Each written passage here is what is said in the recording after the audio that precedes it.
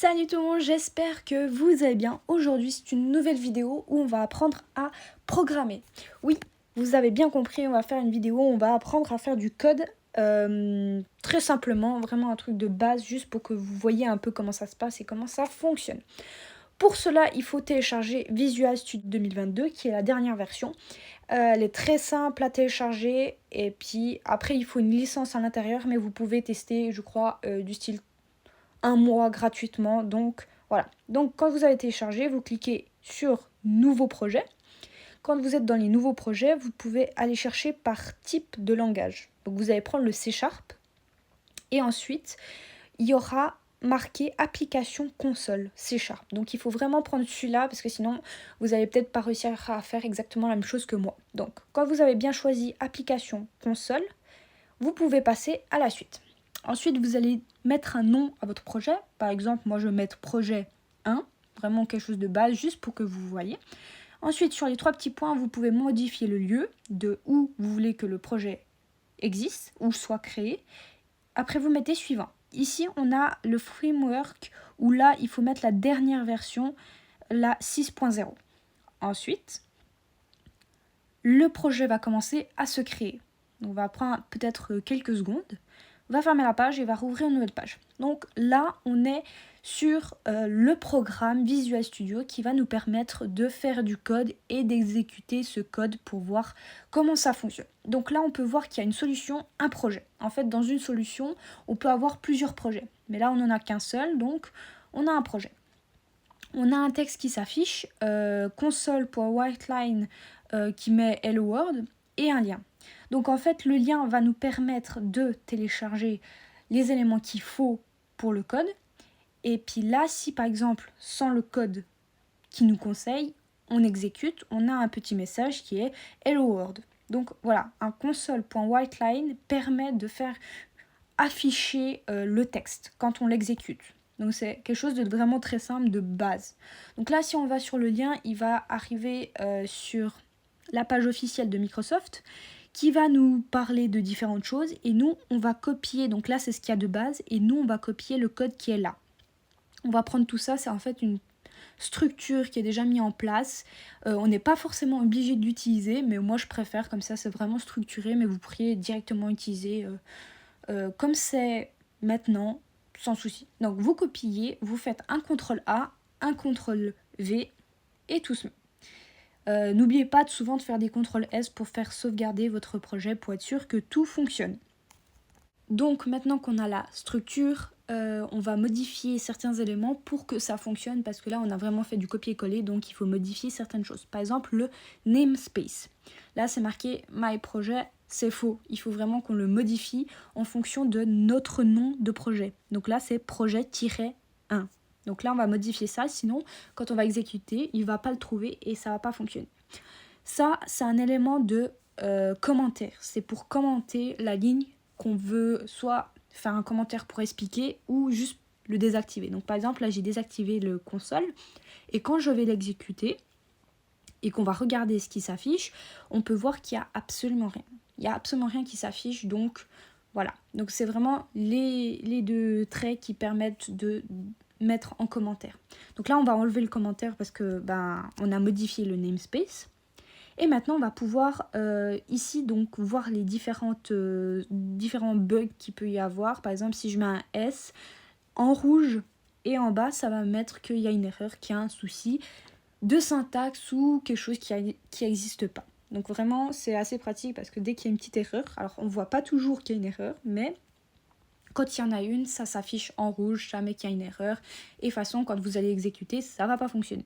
Donc, si on regarde un peu la structure, on a un static void main qui est la partie principale du code. Donc, quand on va exécuter, ça va passer par le main. Ensuite, je vais vous expliquer un peu les différentes choses qui existent et comment ça fonctionne pour que vous compreniez vraiment bien chaque ligne de code qu'on va écrire pour réaliser un petit programme un peu amusant. Voilà. Donc, alors je vais laisser de l'espace, comme ça vous voyez un peu. Ça, vous n'avez pas besoin de copier, c'est vraiment juste pour vous expliquer et puis après vous pouvez reprendre à écrire. Donc, on a plusieurs variables. Les variables, eux, permettent de stocker dans la mémoire des éléments. Par exemple, un int i égale 2. Donc le int, c'est pour les valeurs entières. Donc le int, valeur entière, le i, c'est le nom de la variable, égale 2. Donc le i égale 2. Ensuite, on a le type string, qui est le type texte, qui a le nom s, qui est égal à sd. On met toujours en guillemets tout ce qui est texte. Ensuite, on a les doubles, tout ce qui est pas entier, qui est vraiment avec des virgules. Donc là, elle s'appelle d, qui est égale à 3,44. Donc ça, c'est les principaux. Il y en a encore une qui est aussi très utilisée, c'est le booléen, qui a le nom b. Alors les noms des variables peuvent changer, c'est pas toujours les mêmes. Donc là, si on regarde, c'est true. Donc le booléen permet de dire vrai ou faux. Ensuite, si on veut modifier une variable, et par exemple int qui est un réel, et qu'on met une virgule, il va nous dire non, c'est une erreur. Là, ce que tu es en train d'écrire, c'est un double, parce qu'il y a des virgules. Donc, il faut vraiment mettre une valeur qui correspond. Là, je mets du texte, ça ne joue pas parce qu'il dit que c'est du string, c'est du texte. Donc, il faut vraiment mettre la valeur correspondante à la variable qu'on a attribuée. Donc, le booléen, c'est vrai ou faux qui permet de, peut-être dans les boucles, de dire vrai, faux, voilà.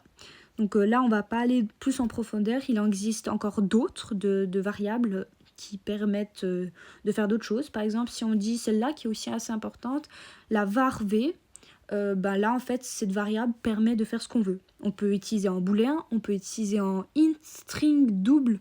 Donc vraiment ça c'est une variable, ce type de variable est pratique parce qu'il peut être transformé en tout ce qu'on veut. Donc voilà, donc je répète que les variables permettent de stocker des éléments et les noms des variables peut être ce que vous voulez. Il n'y a pas de règles, c'est vraiment vous notez un truc qui est précis, du style si c'est un nom d'une personne, vous allez mettre prénom. Voilà, donc là c'est vraiment les variables principales qu'il faut un peu retenir et la plupart on va utiliser pour réaliser notre projet. Il est aussi important de savoir que chaque ligne de code se finit par un point virgule. Alors oui, il y a des exceptions, mais là sur le code qu'on va faire, normalement, on va pas avoir d'exception. C'est toujours après la fin d'une ligne, on met un point virgule pour dire la fin et si on ne le met pas, il y aura une erreur, donc on est obligé de mettre. Donc là, vous pouvez commencer à écrire, comme ça, là on va vraiment commencer le projet. Donc on va garder une variable que j'avais créée avant, on va prendre la string, on va lui mettre un nom, donc le nom, 2 points avec les guillemets. Donc en mettant juste les guillemets sans dire l'élément dedans, en fait on la déclare, c'est pour dire qu'elle existe déjà. Donc là, on va copier cette ligne, on va la mettre en dessous et on va changer le nom. Parce que si on ne change pas le nom de la variable, il y aura une erreur qui va dire « Ah, cette variable existe déjà, donc vous ne pouvez pas mettre une variable qui a le même nom plusieurs fois dans votre code. » Alors après, il y a des exceptions, bien sûr. Mais là, pour ce qu'on a à faire, il faut vraiment changer le nom différemment. Donc là, on a mis une string nom qui est déclarée, une string prénom qui est aussi déclaré et on va mettre un int âge pour l'âge qu'on va mettre tout à l'heure. Maintenant qu'on a les 3 variables les plus importantes qui sont déclarées, qu'on voit bien dans notre code, on va pouvoir passer à la suite. Donc on va pouvoir mettre un nouveau bout de code qui est le console.clear qui va permettre de nettoyer tout le texte qui est avant ce console. C'est pour que quand on va exécuter et qu'il y a des éléments avant qui s'affichent, ça va supprimer et on va commencer direct avec le Hello World. Donc là, on va l'enlever. On va dire bonjour. Et puis, donc là, ça va nettoyer. Quand on va exécuter, ça va nettoyer l'affichage qui est avant. Ensuite, ça va afficher le bonjour, virgule. Et ensuite, on va continuer à écrire des choses. Donc là, vraiment, vous pouvez faire du copier-coller, pas besoin d'écrire. Et pas oublier, là, on peut voir les points-virgules à chaque fin de ligne, très important. Et il faut faire gaffe que chaque petite erreur, même si on ne les voit pas, sont très importantes parce qu'elles ne sont pas toujours affichées en rouge. Donc il faut vraiment être observateur sur les détails. Ça arrive souvent qu'un code ne fonctionne pas parce qu'il manque un point-virgule, il y a un élément de trop ou des petites erreurs par-ci par-là. Donc vraiment, il faut être attentif. Donc là, c'est vraiment que de l'affichage, ce qu'on est en train de faire. Donc le console.writeLine permet juste d'afficher le texte quand on va exécuter. Donc là, on a un bonjour, un petit design pour séparer un peu le bonjour du texte suivant. Donc là, si on l'exécute, on va voir que ça va afficher bonjour, les petits traits, votre nom, 2 points. Donc là, pour l'instant, c'est très simple, très clair. On a une première structure. Donc on va pouvoir continuer dans cette direction. Maintenant, ce qui va être intéressant de faire, c'est de récupérer l'information que l'utilisateur va mettre, donc son nom. Donc là, on va rajouter une ligne de code qui va permettre, donc l'utilisateur va exécuter le code, ensuite il va dire son nom, et ensuite nous, dans le code, on va récupérer l'information pour le mettre dans la variable qu'on a créée nom. Donc là, on va appeler la variable nom égale. Donc quand on veut qu'on mette l'information dans une variable, la variable est à gauche. Donc nom égale. Ensuite, on va marquer console. Et puis, on va mettre point headline, qui va permettre de récupérer le nom de la personne. Donc, on fait console.headline, fermez parenthèse, point virgule. Donc, voilà. Donc là, on peut bien voir qu'il y a une erreur si on ne met pas la majuscule. Donc, il faut vraiment être très précis. Donc, on a l'affichage de votre nom. On récupère l'élément que la personne met dans le nom. Donc là, pour la suite du code, vous pouvez quand même copier-coller et après modifier. Donc là, on va utiliser la variable prénom pour du coup récupérer la donnée que l'utilisateur va nous donner. Et on va faire pareil pour l'âge, sauf qu'il y a une petite variante, c'est que comme c'est un int et que ce n'est pas un texte, il faut convertir le texte que l'utilisateur va nous donner parce qu'il va taper, je sais pas, 19 ans, donc ça va être du texte et nous, on veut le convertir en int qui est une valeur numérique. Pour cela, il faut mettre un convert.toInt32, ouvrir les parenthèses, console.headline. Donc, l'utilisateur va voir le message votre âge. L'utilisateur va mettre 20 ans, par exemple. Il va mettre un 20. Nous, on va le récupérer en tant que texte. Et après, on va le convertir dans la bonne type de la variable qui est du int, qui est numérique. Voilà. Donc là, pour l'instant, on a une belle structure qui nous permet d'afficher et de récupérer. Donc là, on a quelque chose qui s'affiche. On va mettre le nom. Ensuite, on va mettre le prénom. Et ensuite, on va mettre l'âge. Et on fait Enter. Voilà, pour l'instant, on n'a que ça. C'est vraiment la base. C'est la communication entre afficher, récupérer et donner. Donc là, on a déjà une belle base pour un mini-programme. Mais on va aller plus loin, nous. Vraiment, on va aller encore plus loin. Donc la dernière ligne que j'ai ajoutée, le console.headkey, ça permet à la fin du code, pour fermer la page qu'on a exécutée, toucher une touche du clavier pour fermer cette page. C'est juste pour que vous voyez ce qui est affiché. Vous pouvez aussi le mettre comme ça. Vous voyez ce qui est vraiment affiché. Voilà. Donc là, on a vraiment... Ça, c'est vraiment chouette. C'est vraiment le truc de base. Communication, donc visuel, et récupérer les données. Maintenant, on va continuer en allant un peu plus loin. Donc, à la suite de notre code, on va rajouter un console.clear qui va nettoyer toute la conversation qu'on a eue, le bonjour, votre prénom, votre nom. En dessous du console.clear, on va rajouter un console.writeLine, ouvrir les parenthèses, mettre des guillemets comme si on mettait du texte. Et c'est ce qu'on fait, on met du texte. On va mettre prénom, 2 points, on ouvre des sortes de guillemets, de parenthèses un peu bizarres. On va mettre la valeur 0. On va fermer cette parenthèse un peu bizarre. On va mettre une virgule, un \n, nom, 2 points, ouvrir les parenthèses cheloues, 1, fermer la parenthèse. Donc si je vous explique un peu ce que ça signifie, donc ces parenthèses un peu spéciales où il y a une valeur numérique à l'intérieur, c'est ce qui va être utilisé pour afficher la variable. Et donc là, ça vous allez voir tout de suite. Ensuite, le \n va permettre au code de comprendre qu'il faut le mettre à la ligne. Donc, ça, on va le voir tout à l'heure quand on va exécuter pour que vous compreniez. Donc là, on a mis les numéros avec les parenthèses un peu bizarres. On a fermé par des guillemets tout ce qui est texte et on va mettre une virgule. Et là, on va mettre les variables qu'on veut afficher. Donc là, le 0 va correspondre au prénom, le 1 va correspondre au nom et le 2 va correspondre à l'âge. Donc ça va vraiment remplacer, le 0 va être remplacé par le prénom directement, donc le prénom de la personne qui est vraiment la variable texte.